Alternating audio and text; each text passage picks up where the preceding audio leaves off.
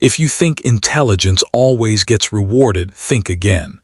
12 professional interpreters walked through that door. 12. And not one of them could get the job done, but a woman in a janitor's uniform holding a mop. She spoke 8 languages, and she changed everything. Elena Voss was pushing her cleaning trolley along the polished marble corridor of Meridian Tower in Midtown Manhattan, when the shouting reached her from behind the heavy mahogany doors of the executive boardroom on the top floor. Her charcoal gray uniform was slightly wrinkled, her rubber-soled shoes worn thin at the heels, and her calloused hands gripped a damp mop handle. It was nearly midnight, yet every light behind those doors still blazed. 12 interpreters had been dismissed that same evening, every last one unable to produce a correct translation of the contract documents, standing between Meridian Holdings and a $180 million deal with the most powerful Japanese investment group in the Pacific region. And now, as the 13th interpreter stepped in trembling, Damian Stone, the man who ran the most feared organization on the entire East Coast, slammed both fists on the black oak table.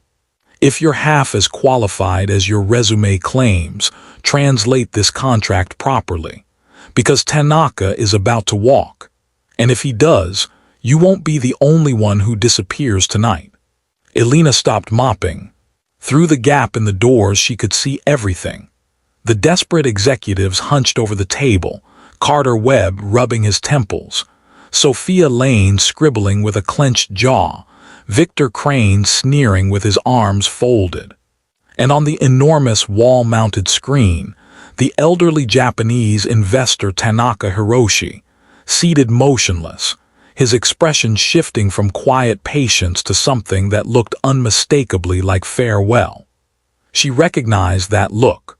She had seen it before on doctors' faces, on landlords' faces, on the faces of every person who had ever given up on her.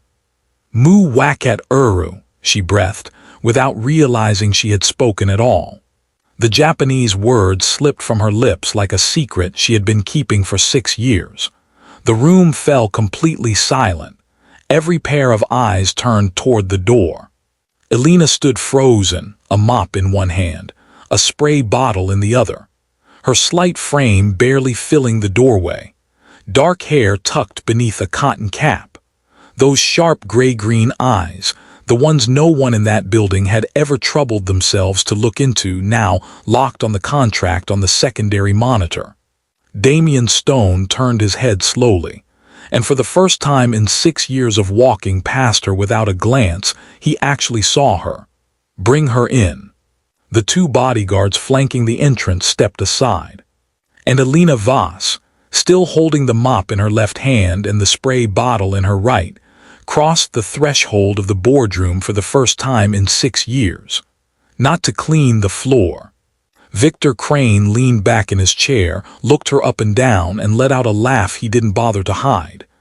Is this a joke? A janitor? Sophia Lane set her pen down and fixed Victor with a stare so cold it made him stop. Let her speak. On screen, Tanaka leaned forward. Do you understand Japanese? Elena rested the mop against the wall, walked to the conference table, and picked up the 50-page contract. Her calloused fingers flipped through the pages at a speed no one anticipated. Hi, wakarimasu. Her Japanese was so precise that Carter Webb stared at her as if she were a ghost. Elena stopped at page 17, then page 32, then page 48. Here, the translation states Meridian Holdings will supply materials for 5 projects. Mr. Tanaka's original text clearly specifies 50. That discrepancy is worth over $70 million. Carter went pale. Here, the interpreter translated the completion deadline as a groundbreaking deadline. You believe you have 18 months to begin construction. In reality, Mr. Tanaka is giving you 18 months to finish everything. Sign this version and you're in breach of contract from day one. Victor uncrossed his arms. And here, the insurance clause covers only workplace accidents in your translation. The original includes environmental damage. Any pollution incident at the Atlantic City site falls entirely on Meridian Holdings, with no cap. We're talking about a figure that could reach 9 figures. Silence. Not the silence of peace, the silence after a bomb has gone off. On screen, Tanaka nodded slowly, and for the first time that evening, he smiled, just enough for everyone to understand that the woman holding the mop had been right about every single word. Damien hadn't moved. Both hands braced against the table, dark eyes never leaving Alina. When he finally spoke, each word landed like a bullet being loaded into a chamber. "Who are you?" "I'm the one who listened," Alina said, her voice soft but steady, like a wire of steel nothing could bend. "For 6 years I've cleaned these rooms. I heard Mr. Webb call the bank at midnight. I heard Ms. Lane reread contracts aloud when she thought no one was left. I heard Mr. Crane badmouth his colleagues in the break room when he believed only the coffee machine was listening." Victor flushed scarlet but didn't dare open his mouth. "But listening doesn't explain perfect Japanese," Carter said. "Who were you before you came here?" Alina drew a slow breath. "I graduated from Columbia University, applied linguistics. I'm fluent in 8 languages: Japanese, English, Spanish, French, Italian, German, Mandarin, and Russian. Before specializing in linguistics, I studied 2 years at Colton Business School, majoring in finance. I didn't complete the program, but I learned enough to understand that the 3 errors I just identified aren't merely linguistic mistakes. They could destroy the entire financial structure of this deal." No one spoke. A multi-million-dollar boardroom was being overtaken by a woman in a gray uniform. And the most frightening thing wasn't what she was saying, it was the truth behind it. That all of them, the most powerful people on the East Coast, had walked past her every night for 6 years without once stopping to ask a simple question. Tanaka spoke from the screen, slow, deep, like a temple bell. "Miss Voss, I'd like you to review the entire contract. I believe there are many more errors the 12 people before you overlooked, or deliberately overlooked." He said that last part very softly, but everyone in the room heard it. Damien picked up the phone, pressed one button, and spoke in a voice that meant nothing that followed was simply business anymore. "Find out who's behind the 12 interpreters. Trace it to the source. I want names in 48 hours. He ended the call, looked at Alina, and in his dark eyes she saw something new, pure danger.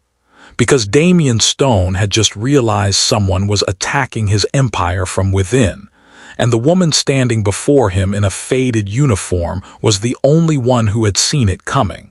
3 hours later, just before 4 in the morning, Alina returned with a corrected translation in her hands. Tanaka and his 2 assistants read every line, every clause, every figure. Finally, Tanaka removed his glasses and smiled, broader this time, warmer, like a grandfather looking at a grandchild who had made him proud. "Perfect. Not a single error. Your translation isn't merely correct, Miss Voss. It is better than the original produced by our own legal team." The room exhaled. Damien stood. "So do we have a deal?" "We have a deal," Tanaka confirmed, "with one condition. All communication between our companies from this point forward goes through Miss Voss. She is the only person in this room I trust. Tonight, the only reliable person here is the one no one bothered to see for 6 years." Alone in Damien's private office afterward, with Manhattan glowing below and dawn beginning to edge the skyline pale orange, he asked her the one question she had feared most. "Why?" Alina looked down at her hands, roughened by cleaning chemicals, cracked at the knuckles from cold water at 3 in the morning. Then she looked up. "My younger brother Theo, When he was 15, doctors found a tumor in his brain. Our parents were already gone. I was his only guardian. The surgery was experimental, the only option with a chance to save him. Insurance wouldn't cover it. Nearly $400,000 over 3 years. She said the number evenly, like reading a bill. Human Resources hired me for the night shift. I worked 11 to 7, slept 2 hours, took Theo to the hospital, sat with him through chemotherapy, went home, slept 2 more hours, cooked dinner, watched him sleep, and went back to work. She told it without tears, and that was what made it hurt more than any crying could, because she had told this story to herself so many times that the tears had dried up long ago. How is he now?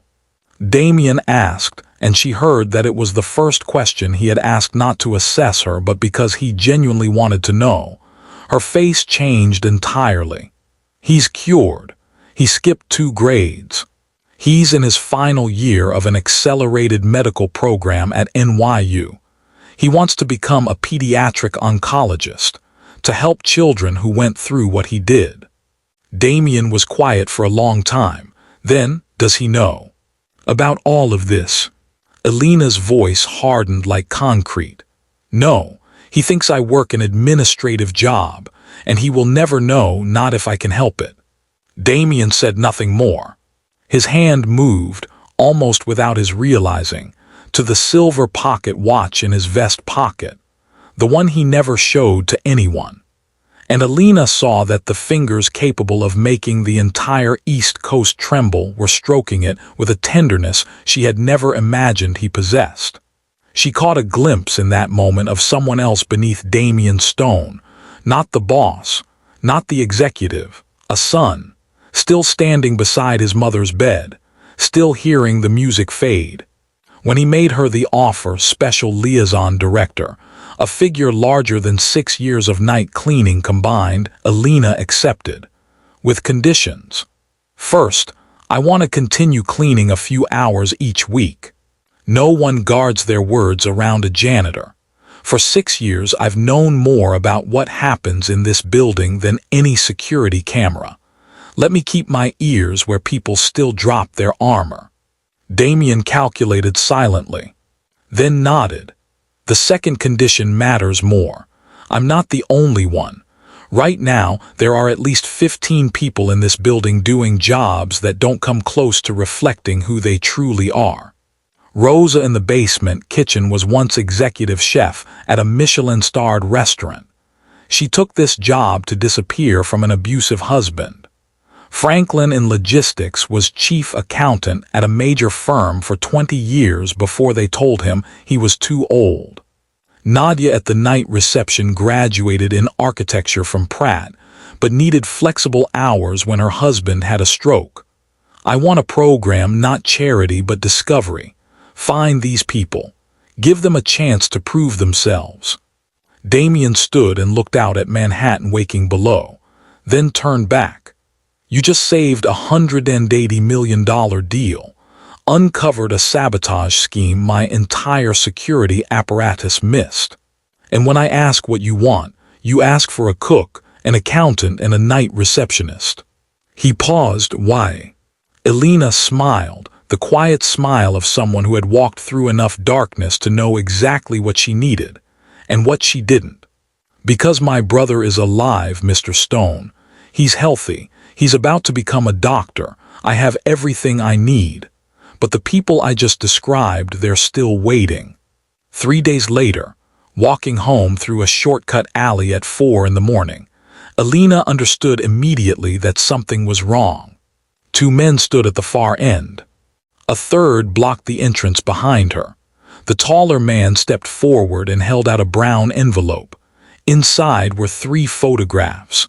Theo leaving the NYU hospital, Theo in a cafe on Bleecker Street, and the front door of her studio apartment in Queens, with words in red ink on the back. The Tanaka contract is not to be signed. Your brother's eyes look very much like yours. It would be a shame if those eyes never opened again. She didn't run home. She didn't call the police. She turned back toward Meridian Tower.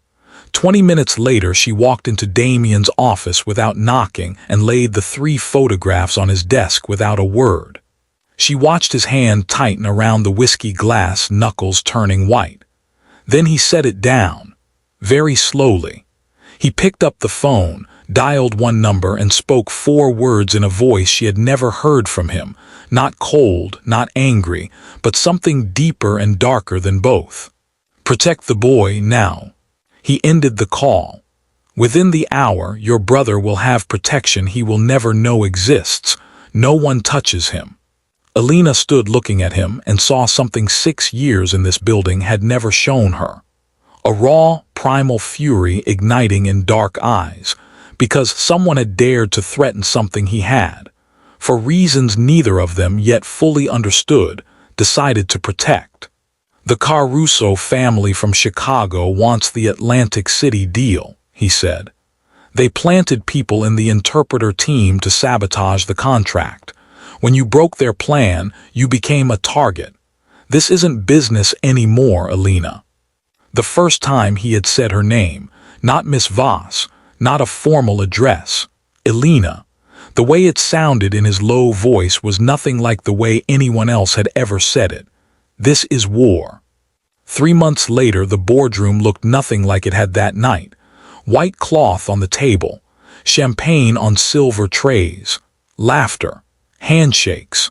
Because the Tanaka deal was done, $180 million officially signed.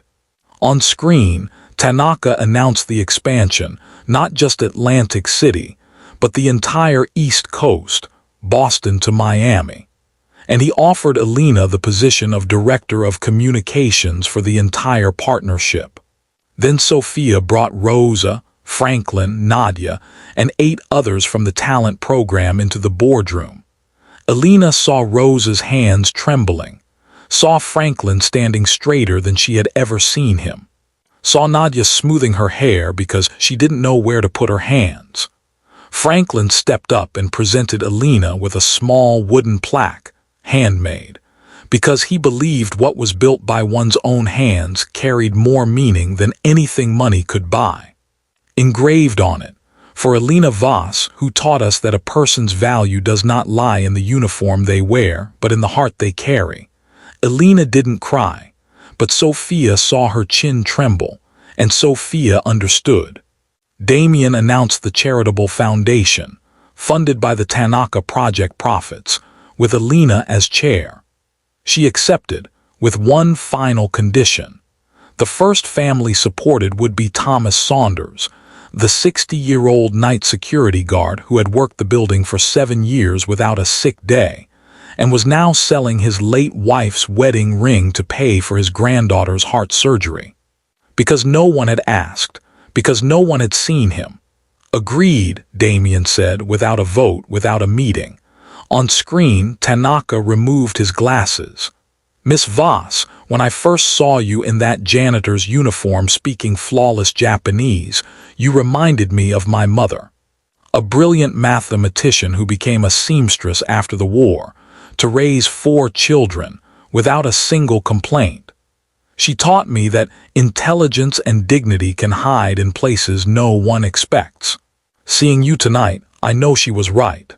That evening, standing together at the floor-to-ceiling glass of the darkened conference room, Manhattan glowing below, Damien spoke quietly into the silence between them.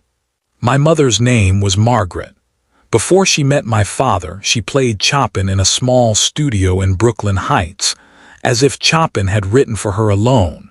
When she realized what world she had walked into, it was already too late. He didn't need to forbid the piano. He simply turned her life little by little into a cage without bars. She died when I was 19, officially illness. But I have always believed she died because she stopped playing music." He turned to look at Alina, and in the city light reflected through the glass, his eyes held something she had not seen before. Something small and fragile, like a candle at the end of a tunnel. "You remind me of her. That frightens me more than any enemy I have ever faced." Alina said nothing. She simply reached out and placed her hand over his, resting against the glass. Her calloused fingers, his knuckles, no declaration, no promises. Just two hands touching in the darkness, Manhattan burning like a million candles below, and both of them understanding that everything had just changed. Quietly, without drama, the way dawn arrives, uninvited yet inevitable. 2 years later, Elena Voss stood on a stage in Philadelphia before 300 people, in a dark blue blazer, leather shoes her feet still weren't quite used to, and told the story of a janitor who whispered Japanese through a half-open door. The foundation had helped over 200 families. Thomas Saunders' granddaughter was in first grade.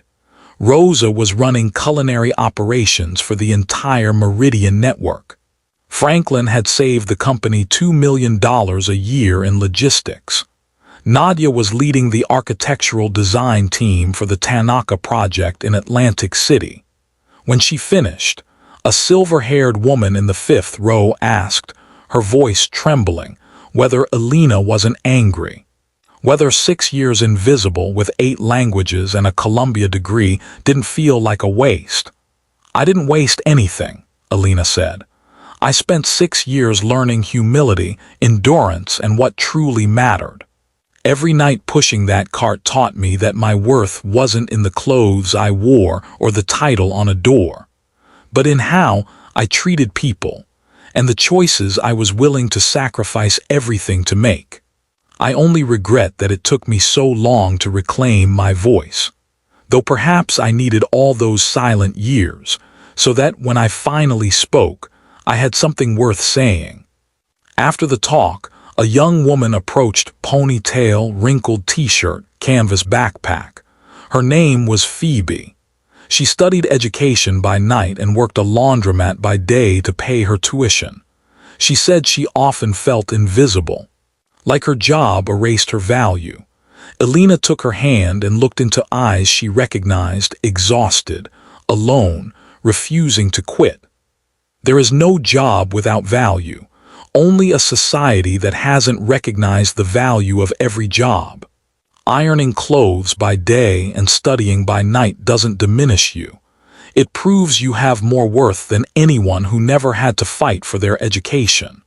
Never forget that. Phoebe cried, thanked her, and walked away through the auditorium doors. Elena watched her go and understood with complete certainty that this was the real reason she had spoken up that night at Meridian Tower. Not to save a deal, so that one day a girl named Phoebe would know she wasn't invisible. On the flight home, a message from Damien. "Tanaka wants to expand to Europe. London, Paris, Berlin. Interested?" She smiled and replied, "Yes. But I'll need a team. I know some very capable people still waiting for an opportunity." His reply came immediately, "Hire whoever you want." Then, a second later, 4 more words, the kind Damien Stone would have bitten his tongue before writing, 2 years ago. "Message me when you land." Elena looked at those 4 words and smiled, not the smile of a director, not the smile of a foundation chair. The smile of someone who had walked through 6 years of darkness and finally found someone who truly saw her. Not because she translated contracts or saved deals, but because he looked into gray-green eyes no one had bothered to look into for 6 years, and saw something that frightened him more than any enemy. Something called hope. The next morning, walking the 45th floor corridor, Elena noticed a young man pushing a cleaning cart, gray uniform, new rubber soles, posture slightly hunched from the unfamiliar weight of night shifts. She stopped, greeted him by name, asked how the job was going, told him to come to her anytime, and smiled as she walked on, knowing that in a few months she would ask him about his past, his dreams, the abilities he was hiding behind that uniform. Because the most important lesson of her life had come from 6 years pushing a cart through corridors where no one saw her. That behind every invisible person is a story.